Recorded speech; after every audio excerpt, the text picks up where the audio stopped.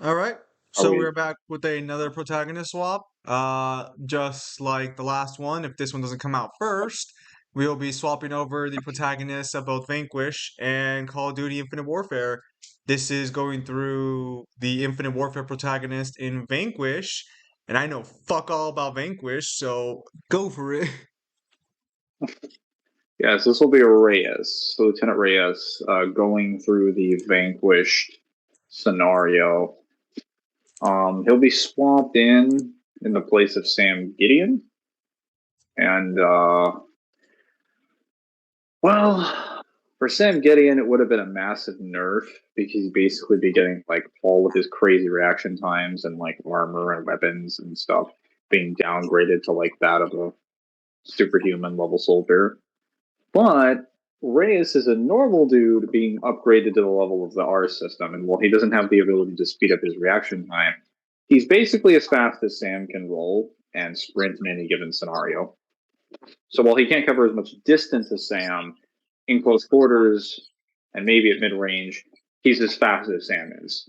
So he's going to be able to shoot things, aim at things, react to things as fast as Sam could in the game, which Sam, by the end of the game, or even by midpoints of the game, is able to dodge the bogey robot, which can fire tracking individual lasers that come firing at you. Um, Not to be confused with the rest of the lasers in the game, which a lot of them are like point lasers. And he has like small building level feats of like pulling out a bunch of like exhaust ports and stuff like that. Um, Though in this circumstance, Reyes is obviously not getting the support of his squad. He'll be basically replaced with Gideon, right? When Gideon's on board the ship to, I guess, right before Gideon goes on board the ship, like in the last 24 hours, to go take back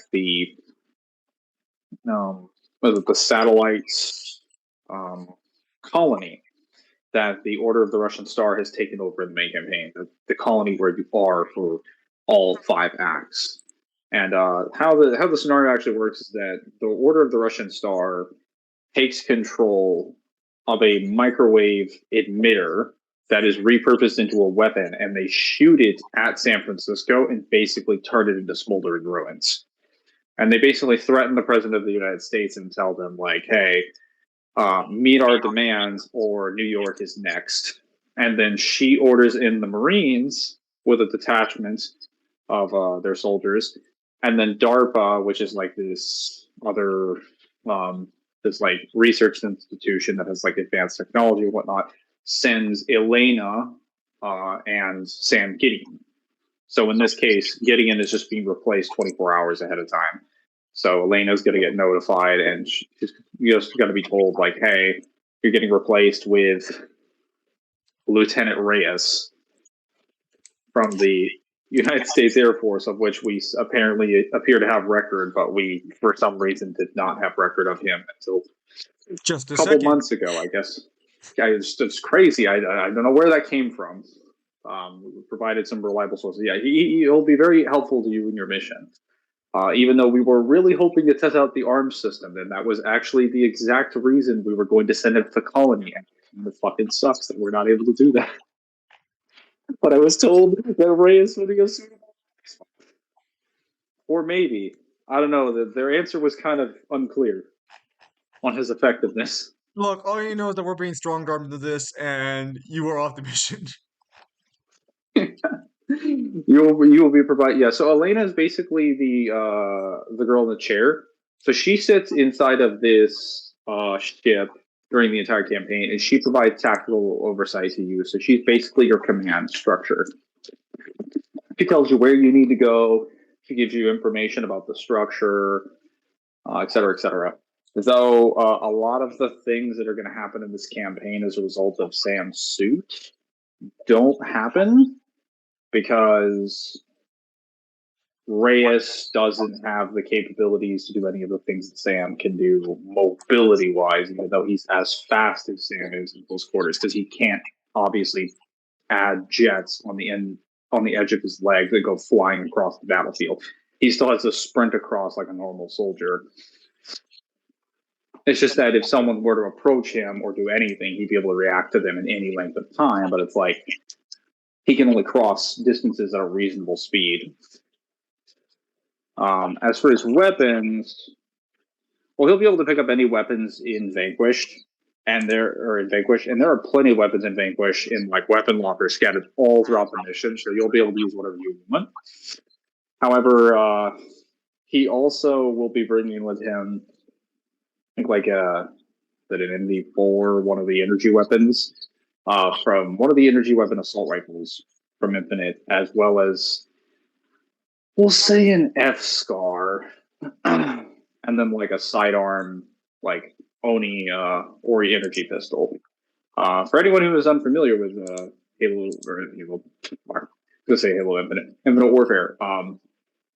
In Infinite Warfare, they have managed to design energy weapons to such an extent that they basically regenerate energy indefinitely into their stockpile and their magazine. So even if you were to run low on ammo, as long as you don't reload, you could just switch to another weapon and it will recharge, and you can switch back to that weapon and use it whenever you want.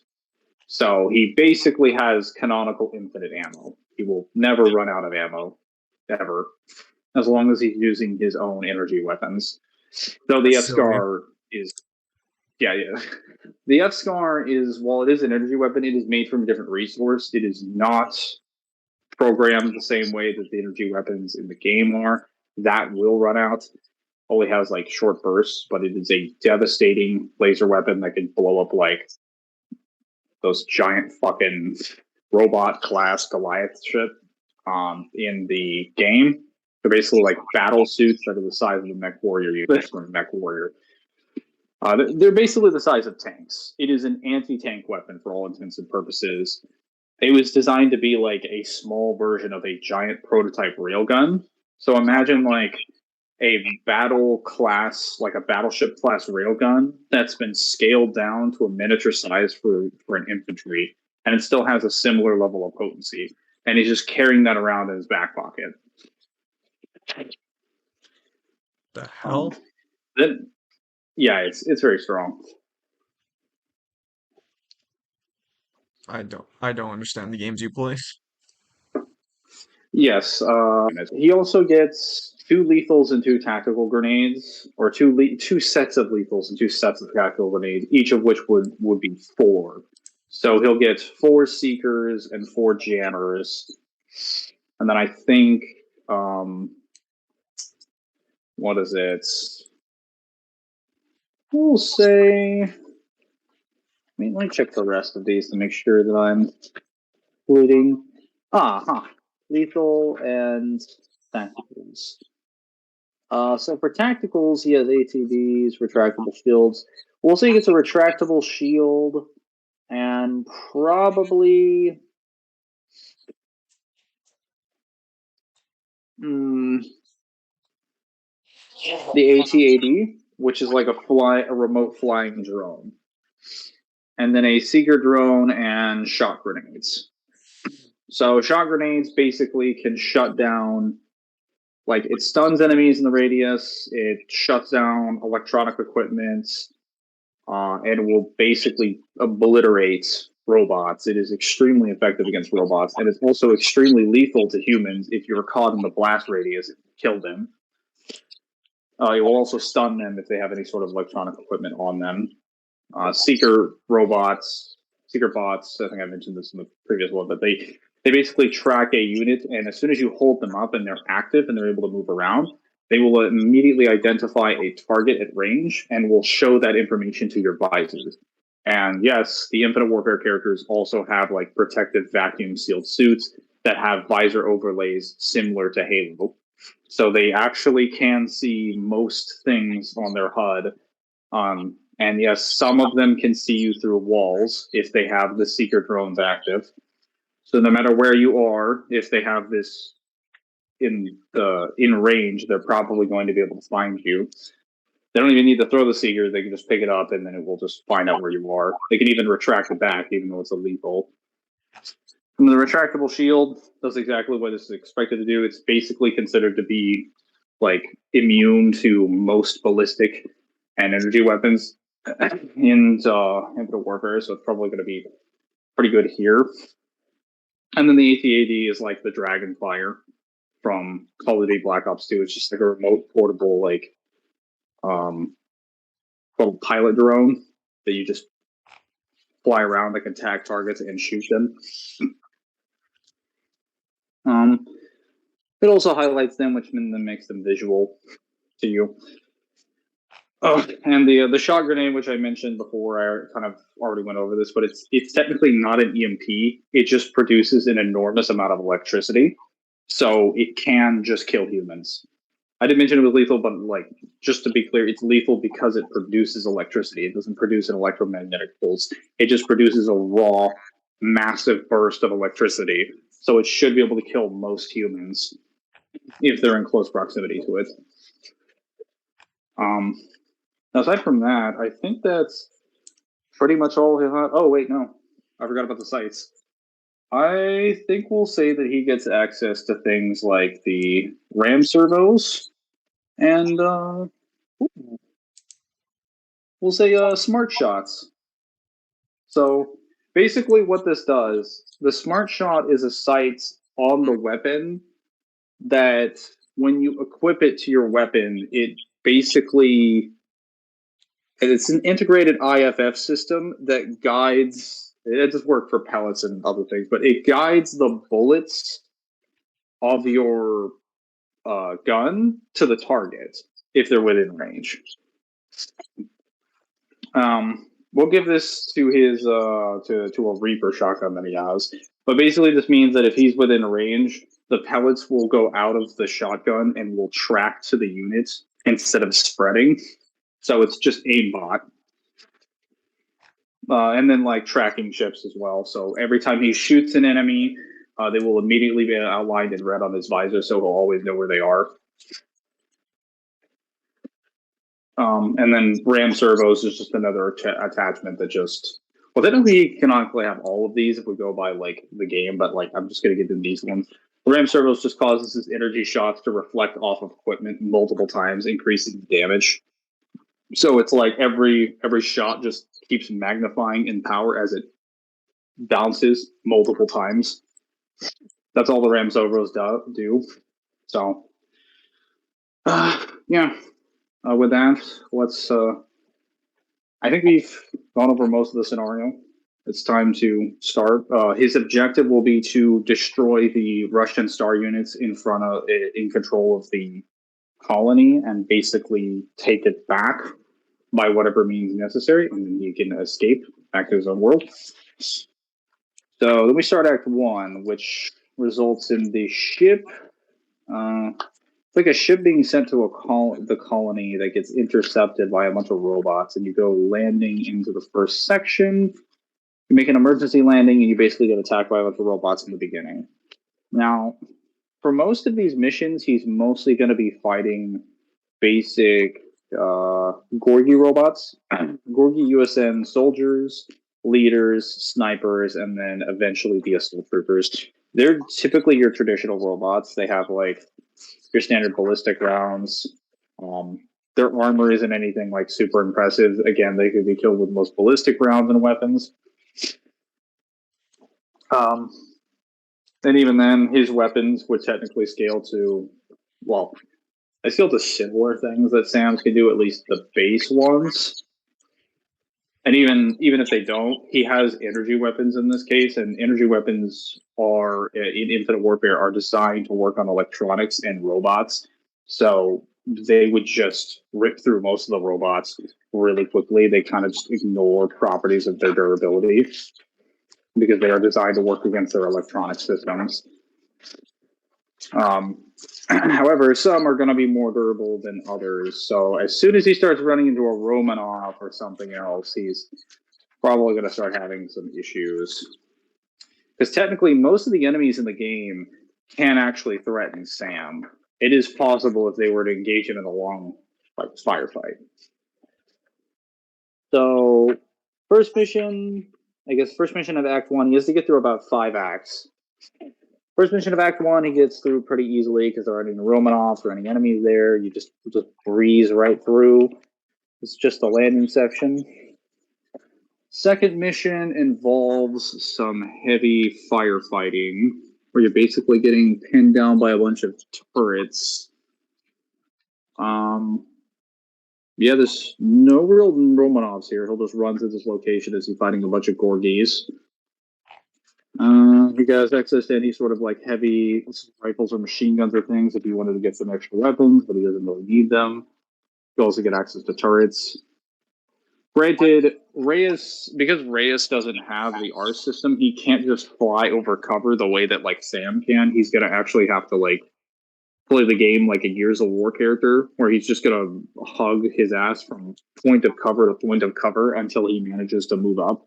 So it's gonna be a very not like so it's either gonna be that, or he's just gonna have to shoot like marksman shoot most of the enemies out of their range.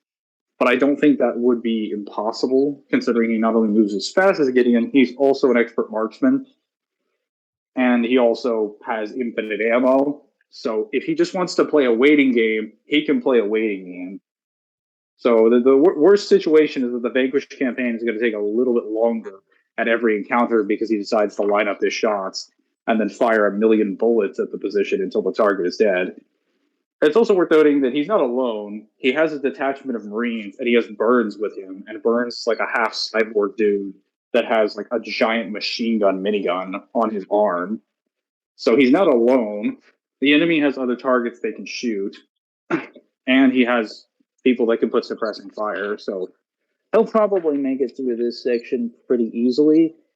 He gets to mission 3, which is the Giant, and that's when he runs into the wonderful Argus Core. Now, the Argus Core is the first like major boss of the game, or the closest thing. Yes, it is a boss. Okay, so it basically just is like a giant. I think, just for lack of a better term, it's just a giant fucking robot. It like it's like the size of like a tank on legs. Like imagine something. Yeah, actually, imagine something the size of Metal Gear Ray, except it's just moving on like 4 legs in its first mode, and it has like a bunch of missiles and rockets and stuff like that. So it can just fire over and over again. It is exposed in some of its like hind areas, so you can shoot some of the hind legs. Now, Reyes doesn't have the ability to evade a lot of these missiles in terms of mid to long range, but he can just keep moving in close quarters. So if he just stays behind cover and stays out, he'll be fine. A lot of the soldiers, again, who are just normal humans that are really peak in terms of their athleticism, could still survive just by staying at a distance. Not to mention, a lot of the missiles aren't entirely accurate. So he's probably going to be able to stay out of sight as long as he just shoots the servos on the sides and then aims for the cores. Not to mention, there is like, I think, a laser cannon and like the first spawn of the room. So if he wants to use that, he can. He could also just use the F-Scar, which I believe is capable of like vaporizing infantry units and obliterating parts of like similar small building to building level size or large building level size robots in his own games. I could probably just argue he could take on the Argus 4 if he whipped out the F-Scar. Plus, he won't even be using the F-Scar unless he runs into something like this. He'll just be using his infinite ammo weapon. Because why would he use it on regular soldiers? And then after the Argus Core transforms, he'll just keep shooting it again because it transforming doesn't actually change anything about its offensive capabilities other than the fact that it stands on its 2 legs now, but it still has a giant red weak spot on its body. As you know, Platinum Games tends to develop a lot of their bosses with giant, oversized weak spots that are incredibly visible. So he's just going to see that and be like, "Oh, I'll shoot that." Or Elena will tell him because Elena is also giving him support throughout this mission. It's pretty simple. We'll just glide through that into the rescue mission, or mission 4 rescue, and then that just involves him running through an area, getting a bunch of Gorgies. Oh, there's a Romanov in here, but it's a Romanov in, which I think is just like. Check it. Just the weakest. Oh yeah, this is just a Romanov that has like a gun on the sides, and I think it has. I know it doesn't fuel tanks in the back, but it's pretty weak. He should be able to kill it with the F Scar or any of the weapons that he finds in there. So later Romanov still have to worry about. Then he'll just get through that, go to mission 5.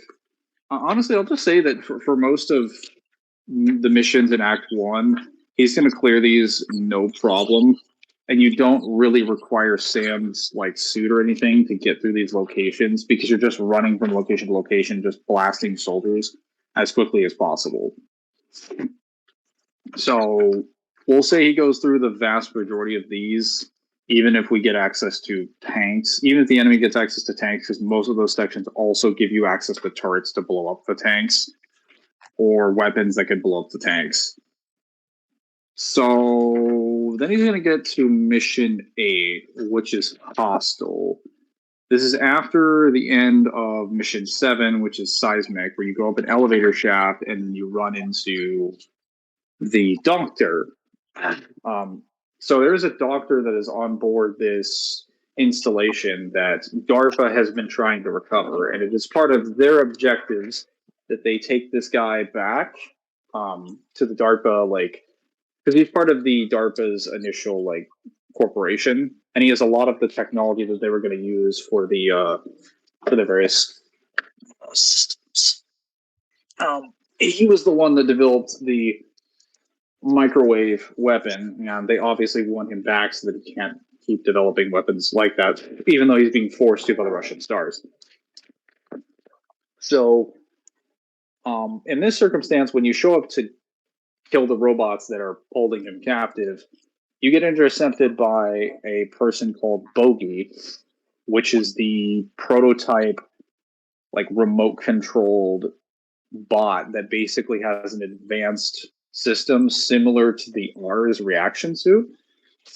So it just has the ability to fly around and move just as fast as Sam Gideon's suit is, if not faster. It has remote controlled rockets, it has like lasers, and it also has the crazy tracking laser that I mentioned earlier. All right, I think it's possible you can argue Reyes is probably going to die here. Probably. Because while he can react, well, go ahead. No. Probably. Are you sure? Well, so he can react to the bogey. That's definitely possible, and he'll have Sam's stats. The issue is that I kind of mentioned this before we started, is that you like I can give you the ability to react to FTL projectiles, but that doesn't mean that you can cross the distance of a room at FTL speeds. It just means that in reference to like your body and like your like moving in close quarters and the perception of your brain, you should be able to, but you're not traveling at that distance. The main reason Sam could travel at this distance was because of his suit. Like his suit actually having the feature of like propulsion jets that would send him flying across the room. It wasn't just that he could react fast enough, though. Obviously, reacting fast enough is one of the main reasons he survived. He needed to be able to challenge the bogey in close quarters. I also don't think he's nearly as experienced in close quarters combat as Sam is. Sam has way better, like, at least melee orientated feats because the bogey not only shoots you with like his machine gun like weapons, he flips the side of the machine gun weapon over and uses it as like a blade to beat your ass. And you kind of have to like engage in a melee fight with him, and if you don't, he'll just like he'll just kill you if he wins because they can usually in most like quick time events that they have in the game, Sam will die if he messes up and gets hit by like one attack. He'll get split apart. And I don't think Reyes is going to survive getting like a shot to the face that could rip him in half. That and there's like microwave emitters, like bombs you can drop on the field. The homing laser stuff, he can just fire at Reyes to get Reyes to like duck and roll, and then as soon as he ducks, he'll just shoot him with a laser shot in the interim. And because Reyes doesn't have any mobility options, he's just going to get camped. He also can't fly. That's another thing. Like, he would have to be shooting the entire time, but there's nothing he can really do here. Seeker bots don't do anything because Seeker bots can only crawl on the ground. He does have the little, the drone thing I mentioned, like the dragonfly, but he would have to sit down and remotely pilot that while the bogey is attacking him, which would just result in him dying. The jammer grenades are effective, but by the time he would have gone through most of the areas, he might have already used most of them. And even if he didn't, he's only got 4 for this entire campaign. So, assuming he didn't use them, he's only got 4 opportunities to basically tell Bogey to turn off its weapons while he shoots it. So I guess there's a possibility he could win if he's just really careful and he just used that with the F-Spar. But I think it's more likely that he would have used most of them, so he would have only had like 2 or 1 left. And thus he would have probably ran out of the resources that he needed. Because I think that's honestly, the shocker grenade is honestly the only thing that he could use to get out of this situation. It would only buy him enough time to hit him with the F-Spar. So I think it's very possible that Reyes is going to die here. Alright, so that's 1 life gone then, because you put a guy who can't fly into a world where you need to fly. Yes, or where you need to fly and you need advanced movement on top of being fast. So I guess we'll say that the bogey just like in the process of shooting at Reyes's position, he just manages to blow up. There's like a separate fuel tank somewhere that gets hit with like a piece of shrapnel or something from the fight that then falls into the area and explodes and leaves behind nothing. And Reyes, the shock wave blows away any visual of the area, and the bogey determines that there's nothing left, and then just flies away. And then Reyes climbs out from behind one of the pillars on the side that he hid behind. It's like, whew, lucky for me. And just moves on. Um, Act 2.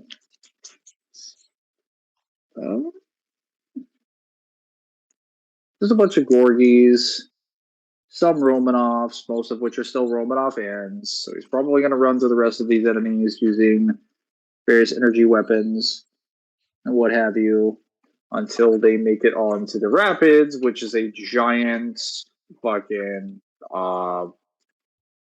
It's basically like a minecart mission where you're sitting on this floating platform that moves from location to location, kind of like a tram, and you have to defend your position on the tram while you're attacked by enemy trams. He should be able to get through this just fine. There are multiple Romanovs, but in this case, the Romanovs can't actually. Well, there are some that could threaten Reyes. They're only a threat if they can approach his position, but they can't do that when they're locked on a tram on the other side of the rail. And he also gets access to a giant turret, which he could just use to blast their position. So he's just going to get through that just fine. As far as the Nightmare mission, that's inside a small building. Oh, he does have to fight an Argus core, though. Well, actually, that's not a problem because he has the F-Spar. Now, at this point, I think the F-Spar is probably going to run out of ammo because it doesn't have that much.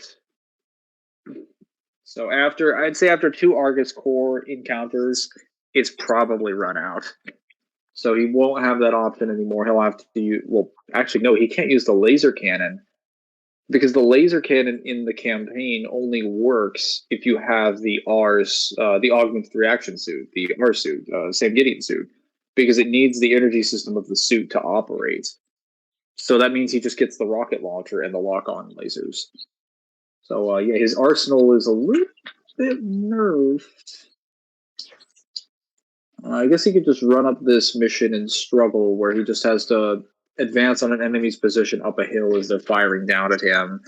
I'll just say he'll snipe most of the enemies using the sniper rifles in the area or any of the other infinite ammo weapons that he possesses. By this point, I think he'll probably be out of most of his tactical or lethal grenades, if not like just completely done. I don't think there's really anything else he could offer in terms of like tacticals. He'll probably just pick up what ones he can find on the field because the enemies do drop weapons and ammo. Then I think you have to take out a giant laser turret by shooting it. And then you have to dodge its beams. He should be able to do this because most of it can be shot in the interim, as though he's going to have to dodge, roll, bob, and weave like a motherfucker. Language. Maybe making it by the skin of his chest. I'm sorry, what? Language mangler, how dare you? He will have to bob and weave like a boxer. He'll have to move like Muhammad Ali in the heat of the moment. Yes. Anything less will not be sufficient. He will need to float like a butterfly and sting like a bee all the way home I'm kind of surprised this in order character to doesn't make have it more home. mobility options. Do you think Infinite Warfare would have better stuff than Advanced Warfare? Well, no, because the exosuits in Advanced Warfare are kind of trash. Like, so I did forget to mention he has the exosuit. And for people who have been watching this that might have known about Infinite Warfare, it's like, why didn't you bring up the exosuit? It's because the exosuit in Infinite Warfare is garbage. It's like the BO3 exosuit. So, unlike the one in Advanced Warfare, which can dash you forward, dash you back, jump into the air, dash forward, dash back, and it has all the mobility of like fucking Trickster from Devil May Cry, at least gameplay wise. It will move you through the air. It will send you back down to the ground. It will allow you slams, extra strength, a bunch of other special cool abilities that have tactical advantages. The exosuit in Infinite Warfare doesn't do any of those things. It just allows you to like hover in the air and use a propulsion system to move. But it's like such a short duration. Like I mean, I guess he does have the slide, but like the slide's not really that great because you don't even use. I don't even think you use the propulsion system for the exosuit to slide. It's just something you can do. So if he ever has to jump from location to location and he needs, the exo to like propel him through the air, that he can. He can technically also wall run, but like that's about it. These are all very like well these are good in like normal scenarios for like a shooter campaign. In Vanquish, you need to have the absolute peak of mobility in order to survive certain encounters. And he got barely enough to get by the skin of his teeth. So Bruh. yeah, it's go ahead. Bruh. What is this? It should be more advanced. They should so they're more advanced when it comes to other stuff. They just didn't specialize in making infantry more broken. Most of their ships are kind of strong. Most of like for some reason they seem to focus a lot of their military and economics on grenades instead of like, you know, the exosuits. Um Honestly, he just fights a bunch of Romanovs here, which granted he could probably take them from oh wait, no. He doesn't have the F spar, and most of his grenades are gone. He's gonna be hovering in the air for a while because those Romanovs take fucking forever to kill. Maybe he can use the. Yeah, he can probably use the rocket launchers in some of the areas, but my god, he's gonna have to be very ammo conservative. Like these things are just. They are not very friendly. They're basically giant mech suits, or at least large mech suits, and they can essentially have like massive miniguns, drills, flamethrowers, or the cannons, depending which versions of the Romanovs they are. These are Romanov N's, F's, and D's, so drills, flamethrowers, and I guess like cannon units. It's only going to be a problem when he runs into the Gatlin ones, because the Gatlin ones are the most armored ones. Those might take a life, maybe. But he is currently in Act 3 at this point, so I'd say he's doing pretty well, all things considered. I didn't expect him to get this far without losing 2 lives. So he'll probably make it best to Romanov units and then go to the attack point. He just has to encounter a tank, which again has access to turrets on the sides and weapons that he can use. This entire section is literally a turret section, so you can just blow them out. This section here, though, might not actually be bad for him because in the original game, Sam Gideon was kind of screwed by the Vertigo section because what's it called? Oh wait, no, I'm thinking of something else. Yeah, I was gonna say, I can't exactly help No, you out here. I know nothing about this campaign. yeah,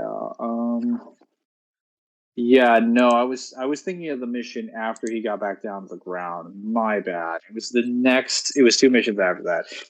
Vertigo, he might actually die here. Maybe. Yeah, yeah, no, he might definitely die here. So Vertigo is the mission where after you get to the top of the it's like the top of the tower area in the memorial park and you're on your way to the terminal, you basically have you get to the bridge and a battleship shows up and blasts the bridge and causes it to be destabilized. The reason you're able to make it across is because Sam can basically use his jets to fly across portions of the bridge as it's collapsing. While Reyes does have access to a suit, I'm pretty sure you can argue even most of the Marines wouldn't have made it across. While there are some of them that do make it, most of them shouldn't have been able to make it technically. So there's a possibility he could die here. Granted, with the exosuit, he can probably close most of the gaps. So I guess you can argue he'd make it. It's just there is a possibility he can actually die. All right, so do you think he would It's die, or do you probable. not think he would die? Well, there's enough vehicles that he could probably hit the back of one of them and just keep jumping. The problem is that the exosuit in this game and the exosuit in Advanced Warfare don't work the same when they jump in the air because the exosuit in Advanced Warfare can just keep jumping after it hits the ground. It just resets. The exosuit in Infinite Warfare has to recharge every That's time it drops down. trash. It's literally the worst system. It's a slightly better system than BO3's, which has the same stamina system.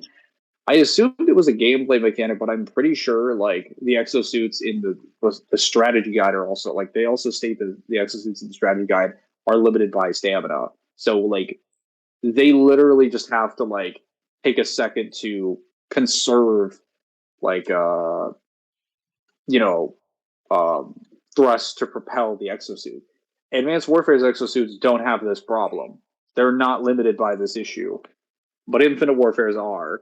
So if he uses the propellant system, he's only going to have a couple. He's going to have to wait like a couple seconds before it fills up again, and a couple seconds might be his death, depending where he is on the bridge. Because this thing is collapsing like left and right as robots and you and everyone are just running across it. So I'm pretty sure.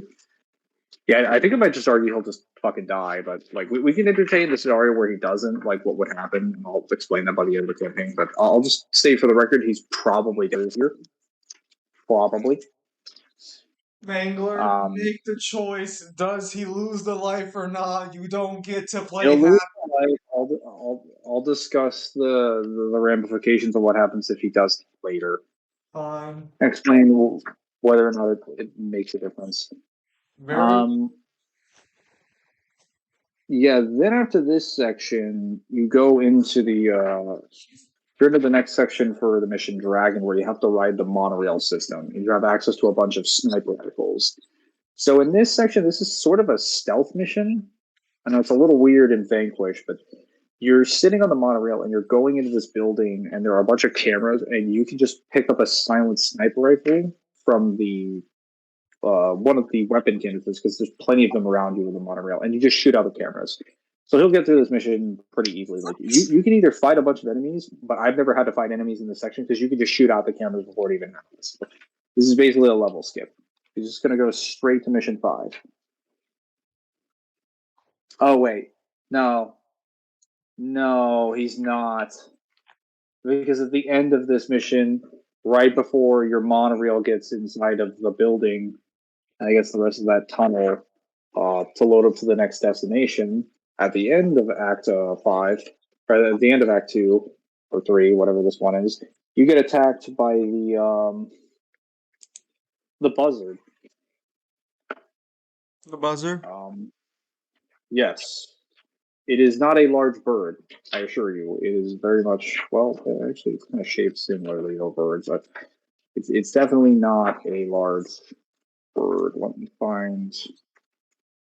Where is it? Is this it? Yes, it's a giant, like it looks like a sort of like a crab unit, but it can fly and grab things. It has like a bunch of grounded missiles, Gatling guns. It has a particle beam, a bunch of lasers, mines, air to ground missiles, and it basically just shoots your position. So in this scenario, it's not actually fighting you; it's fighting the monorail. So if the monorail takes too much damage and gets destroyed, then you kind of don't make it to the end of the objective. And if he had the F spar ready, like rockets or anything, that might make. Actually, no, even with the rockets, it wouldn't even make a difference because even on the normal difficulty, even with most of your rockets in ammo, it takes a fuck ton of rounds and firepower to drop that thing. The only reason I was able to do it was because I had the laser cannon, which again, the laser cannon would probably obliterate it, but he doesn't have the laser cannon. So even if he had the rocket launcher's firepower, he'd probably need multiple rockets to put it down or maybe to get it off his ass. His rifles, while they will mess up the thing's circuitry, this is a much higher grade robot. It's probably going to damage and destroy the monorail by the time he's finished shooting it. That and like a lot of these robots, like you can hit them with EMP grenades, which I would assume are a much higher yield of energy discharge than the regular energy rifles in Infinite Warfare. And it doesn't shut them down permanently. They eventually get back up. So there's no reason for me to assume the energy rifle would like kill it long term if the EMP weapons can't. Because it doesn't the EMP weapons don't do damage, they just shut down their systems. I mean, I guess they'd be frying their circuits, so yeah. But the point is that the EMP weapons can't obliterate them or wipe them out completely, and that's literally what they're designed to do. But the energy weapons that you have in Infinite Warfare, as well as arguably the ones that you have in Vanquish, wouldn't be able to shut down the buzzard anyway. So the buzzard's probably going to destroy the monorail, which means Reyes or Reigns, Burns, and everyone on the monorail is probably going to die because it's the only thing that's keeping you above falling to your death. Well, damn. Yeah, that might be the third life. I mean, I guess we could do another one if you want, because we do usually do the 3 and then one more. And then I'll discuss the hypothetical last one. I guess this is if the fourth one doesn't get taken. I guess we could say that the buzzard makes a mistake in its programming and flies away to a completely different monorail to attack a completely separate target. It just glitches and hits the wrong thing. And the rest of the crew is obviously relieved and not to have been slaughtered by that. So that totally didn't happen. Then you just get to this section, which is the mission 5 at the end of Act 3, wherein you just have to you get reinforced by the, I guess, 3 victory APCs, and you're trying to destroy the Creon weapon, which Yes. is this giant tower thing. Oh, in this section, you just get on a turret and you just fight a massive amount of armor. They do send tons of tanks and stuff at you, but your turrets are ludicrously strong. They just obliterate through all of the enemy armor and get there. And that allows the rest of your APCs to move up. You shoot a lot of the Gorgie robots as you move close, and then when you come into contact with the Freon, it starts firing its engines. And normally, the engines would be a problem because they disperse due to large amounts of heat. They basically soak up a lot of the stamina system of the R's suit. Like when you're in the suit, you can't boost, jump, or do anything because your R suit is prone to overheating. However, this would not be a problem for Reyes because he just has an exo. It's completely different technology. It's literally been able to operate perfectly fine, even when on Mercury in the temperature of the sun. So I don't think the overheating like rocket flares of the you know Creon are gonna mess with that. So you'll pretty much be able to go inside the Oh wait, no, no, No, he won't be able to go inside the structure because the because only reason that well. So I think the only reason that happens is because you get into the cutscene and Burns grabs you and tosses you into the room, and then you're able tosses you like full force into the location in question, and you use your booster jets to make it there. I okay. don't know if Reyes. I don't know if Reyes is able to make it, but like it kind of matters. He kind of has to get inside. So if you can't make it in, what, it would just be over regardless because you decided to put someone who can't fly in a world where you need to fly. Well, so the Creon, if I'm not mistaken, is in the process of trying to fire a massive weapon. Yeah, it's about to fire its giant beam. Now, granted, you're not limited by time in the actual game, but they do point out in the game that like you have to get in there before it fires. So there's actually a length of time in the story before it fires.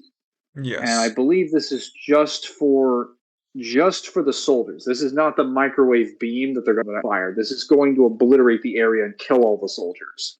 So if you don't have enough mobility to reach that platform, you're basically dead. And I don't think he does have enough mobility to make it to that platform. I mean, yeah, he's fast, but like that's only if he has like leverage. The dude's still got to follow physics, Does not sound like at a good least to some time. degree. Yeah, so he's dead. Uh, Probably because he won't make it up there, and then the cannon will fire, and then everyone dies. I would like to stress out this again that most of his weapons and his technology sweep a lot of these characters. It's just the fact that he's lacking verticality or advanced movement that gets him killed time and time again. It's not even the enemies. It's just like, oh, I couldn't, I didn't upgrade my double jump. Guess I want to die. Tends to happen. Actually, mobility's probably been the most surprising thing about doing these protagonist swaps because when you put a more mobile or less mobile character into into a game, the outcome is just drastically different. It's it's just so stupid because in most cases they're standing in a field of the bodies of their enemies and they've completely devastated them. And in the next 5 minutes they're like, I can't do it. Like, why? Can't double jump. Guess I'll die. Or then you have cases like Bayonetta where it's just like, yeah, I'm just gonna bypass the entire game by just walking up the mountain. Take me about like Just five gonna minutes tops. fly. I mean, granted, there is another section with like if I were to take the hypothetical, because I did mention like I would talk about the hypothetical if he didn't die on the bridge. Um, And I guess if I did that, then this would be his fourth life, technically his fifth life at this point. He still goes. He goes inside the. I guess in this scenario, then he would manage to make it inside the Creon, go upstairs via the. Um, I guess he just slips inside the ships, goes on side of a gondola, shoots enemies as he goes through a room, and then eventually he comes into contact with an unknown, which is a robot that basically ah it's an enemy robot that's completely unidentified and it basically has the ability to swap a lot of its parts around anything from blades to missiles to rockets and lasers. And as you shoot it, it disassembles its parts and then like reassembles them. Um, this is a robot that you have to have advanced movement because it just has a bunch of laser fields that it can shoot. Um, it also has a dismemberment attack where it will literally stab you, and it can split apart even the Ars system suit. So if that hits Reyes, he is dead. He is going to get turned into a pile of meat. And it's very likely that he might get hit by it or get hit by many of the lasers. Because there's just, again, he doesn't have really enough mobility to fight this thing. This thing is very fast. It's fast enough to catch Sam in some cases. So I think it's going to be able to catch him, especially since he doesn't have any means to close the gap. I mean, he does have like the exosuit, but like how useful is that going to be when like the pull system is literally on like a, or when the thruster system is on a cooldown? That's like the worst kind of mobility. Honestly, the advanced warfare exosuits probably would have survived most of these battles. It's funny to say that they would have survived most of these battles. I thought Infinite Warfare was supposed to be the superior time, or like this, like the further along in the future. What is this? It is, but when it comes to infantry-based weapons, advanced warfare is a superior, has superior tech, or That makes more no sense. consistent, more effective tech. You make no sense. I Well, didn't make the rules; I just explain them. all right Oh, and then. even if he doesn't make it, even if he does manage to somehow make it past that, there is a section where he has to run down like a hallway that has a laser that literally is stated to itemize you if you don't make it through quickly enough. And most of the reason Sam is able to get through is because he literally jet propels himself down the container using his R system propulsion system. So he is pretty much guaranteed to die in Act 4 if he doesn't die here or the multiple times in Act 3. Well, all right then. So that means that Sam fails, and that's that. Reyes fails. Yeah, Ah, Reyes fails. Sam Burns fails. dies as well because they probably died of the Creon along with the rest of their Marines.